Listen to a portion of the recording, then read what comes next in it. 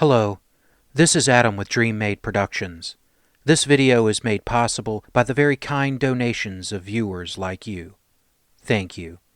If you are in a position to help this channel improve quality and grow, please visit my Patreon page at www.patreon.com/DreamMadeProductions, linked below.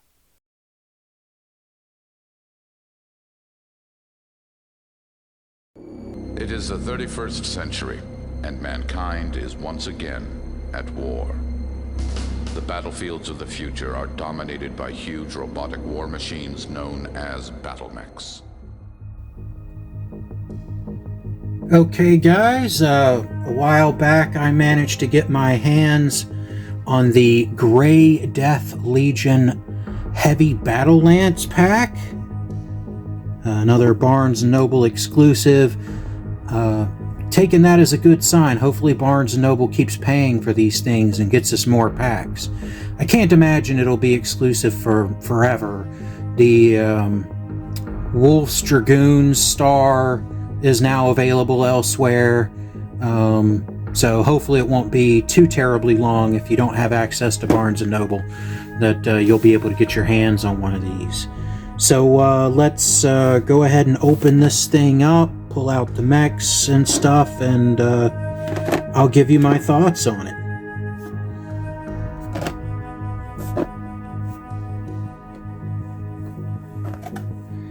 Alright, I broke the seal on it. Let's open this thing up and have a look.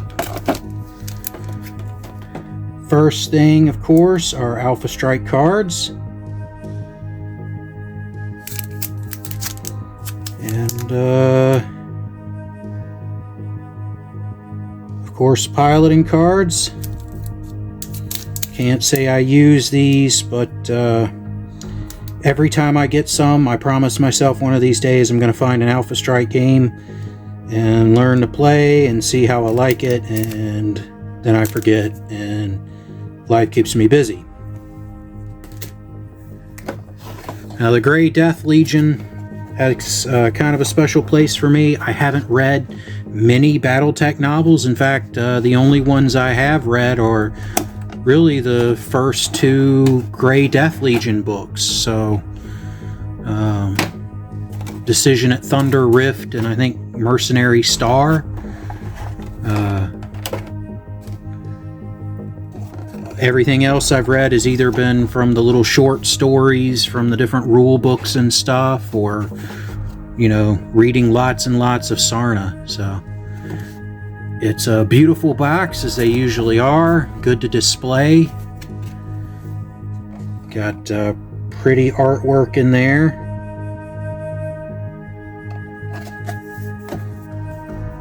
So, you know, pretty solid, all things considered. So if you had to keep the minis in here, you know, you could. No mark on the plastic on which mini goes where. I really like when they do that, so I'm kind of sad when they don't tell you which hole is for which. It just makes, if you're keep them in the box, easier. So let's go ahead and pull these out and take a look.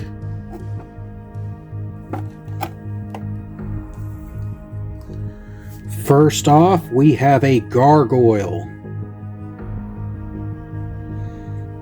This is a variant on the Gargoyle with a big old rotary autocannon or something there in the arm. Some lasers, it looks like, on the other arm. Gargoyle is kind of a classic clan mech, and it's good to see them putting the Omnipod technology to some use there.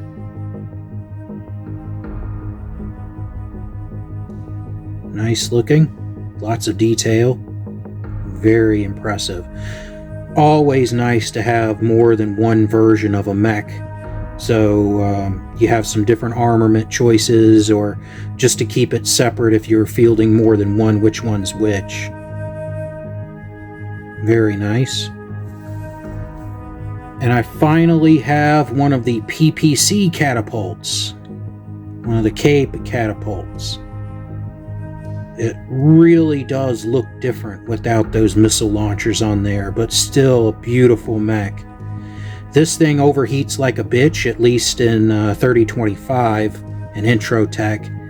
I imagine it would be much more doable with, you know, some double heat sinks. Just swapping out for double heat sinks would make this thing a whole lot better. So, played with these things a couple of times, played against them a couple of times. Really good mech, really lots of firepower there. You get something that's, if you don't mind really overheating and you got a really good shot and there's not a lot of danger near you, yeah, you can really hurt somebody with one of these. Otherwise, it runs a little hot for my taste, but still it's a good mech and really good sculpt of one. It's a good mini. Next up, we have another Shadow Hawk. Moving forward here.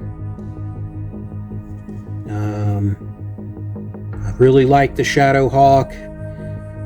It's kind of divisive. It is kind of a hodgepodge of weapon systems, so it can be somewhat difficult to use effectively, and not usually my first choice in its weight class.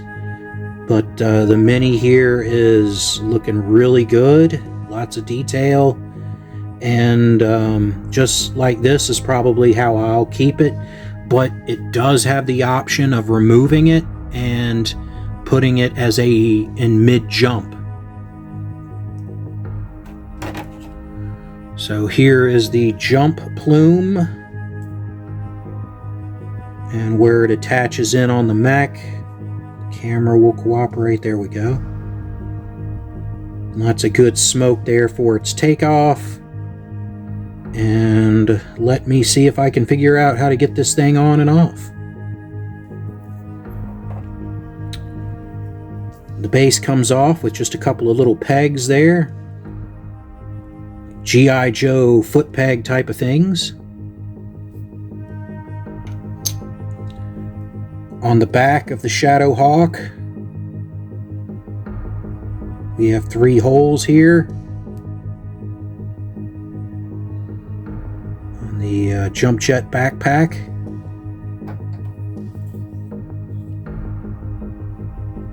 Go ahead and plug that in there. There we go with them jumping. And then 2 holes. Then the plume goes right on there. It's actually a little confusing. If Catalyst keeps doing this, I suggest that you key these so that it's painfully apparent which one goes where.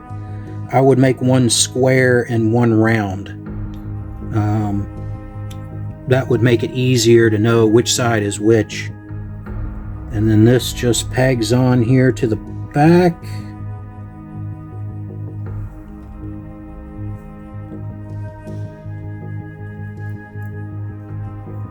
And there you have a Shadow Hawk going airborne. Let's put it next to the Gargoyle here. It doesn't lift it very far off the ground.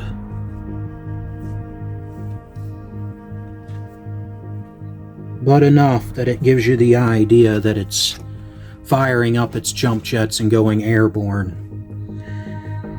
I like that they gave you this feature for people that like this kind of thing.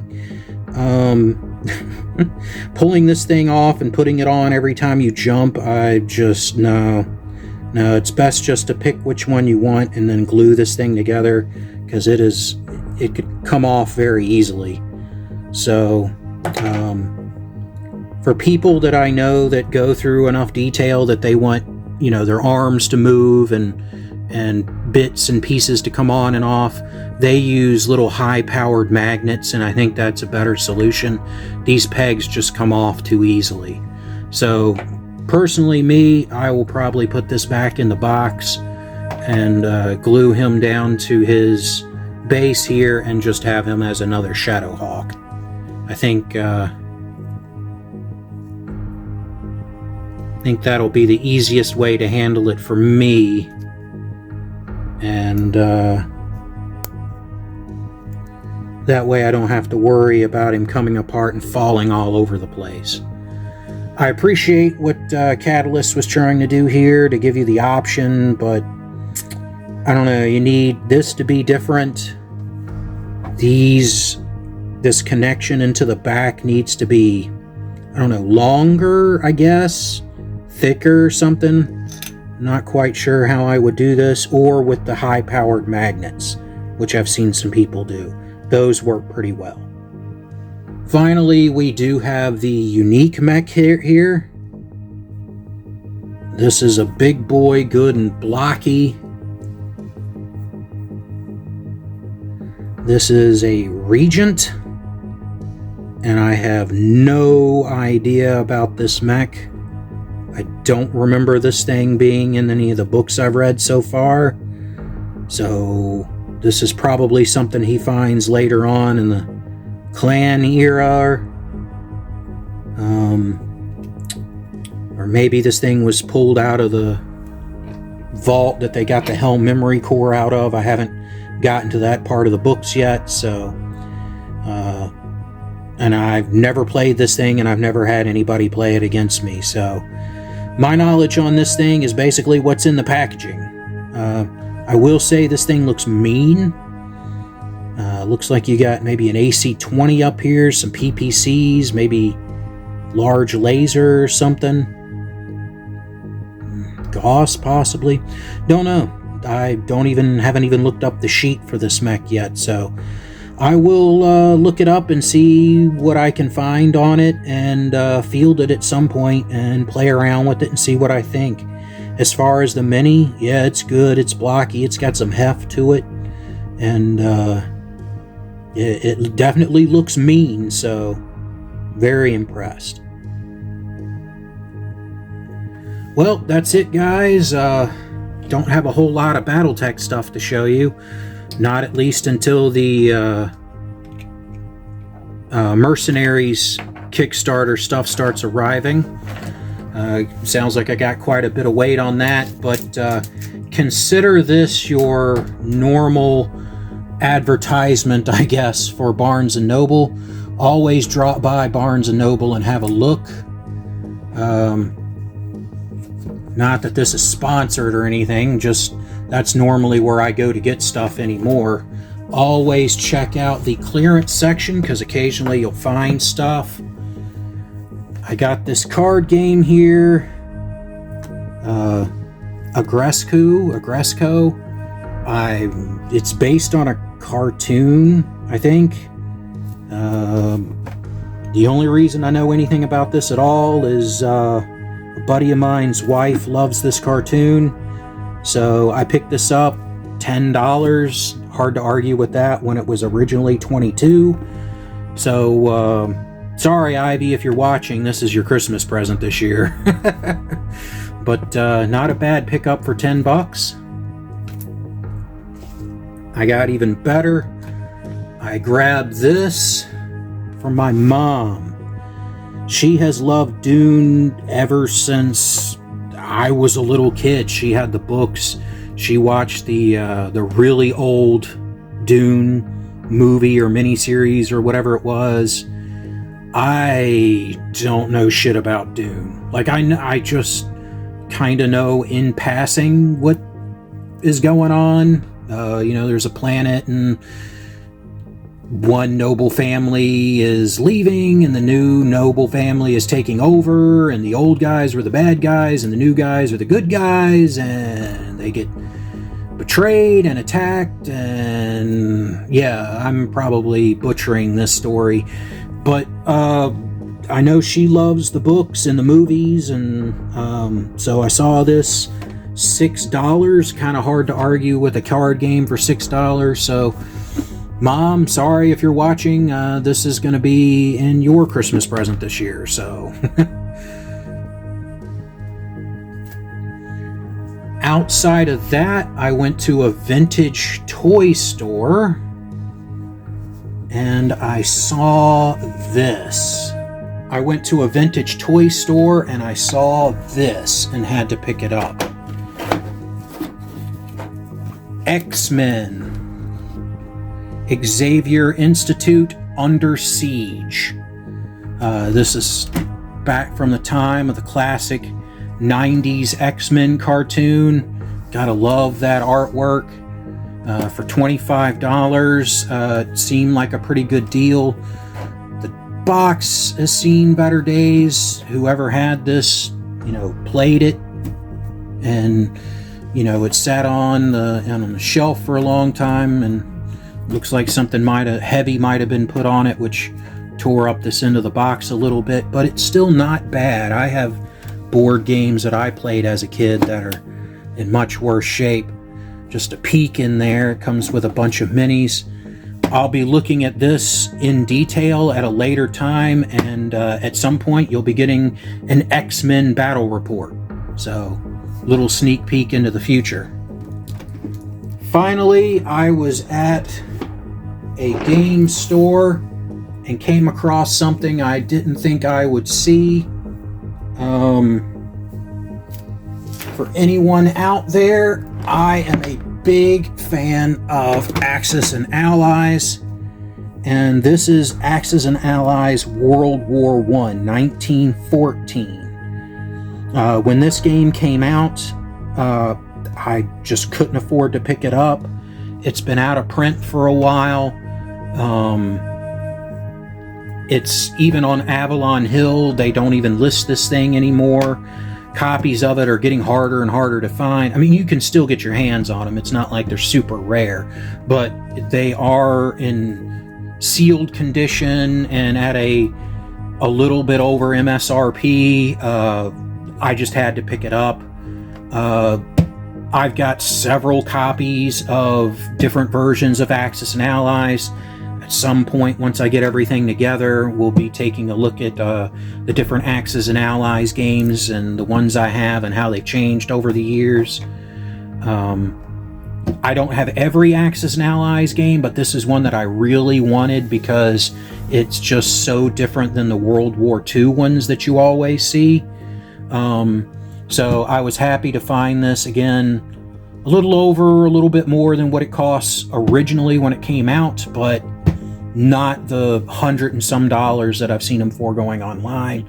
So I picked this up, hopefully save myself a little bit of money, and at some point there'll be a battle report on how me and whoever I talk into playing this with me, how World War I turned out. Well, that's it, guys. I hope you've enjoyed this little look at the Grey Death Legion pack that was exclusive to Barnes & Noble, at least for now. Pretty much worth the money. For me, definitely, I would suggest other packs over this one, especially if you are playing Clan or something.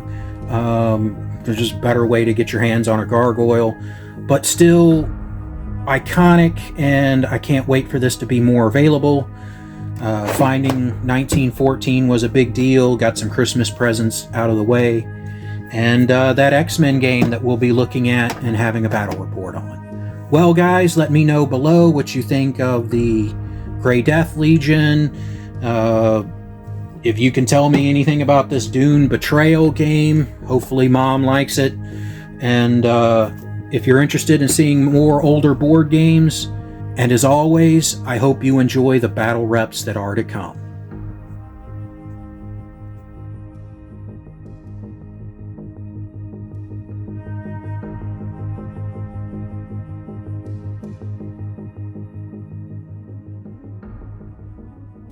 Hello, this is Adam with Dream Made Productions. Thank you for watching my content. It really means a lot that you have given me the chance to entertain you. If you would like to support the channel, please visit my Patreon at patreon.com/DreamMadeProductions, linked below. Also below is a link for PayPal, or links if you would like to send crypto, if that's more your thing. Please know any amount that you give will be cherished and used to upgrade equipment and improve the channel. You can also help the channel by subscribing, turning on notifications, liking, commenting, and sharing my channel with anyone you think might be interested. Thank you again for watching, and I hope you enjoy the battle reps that are to come.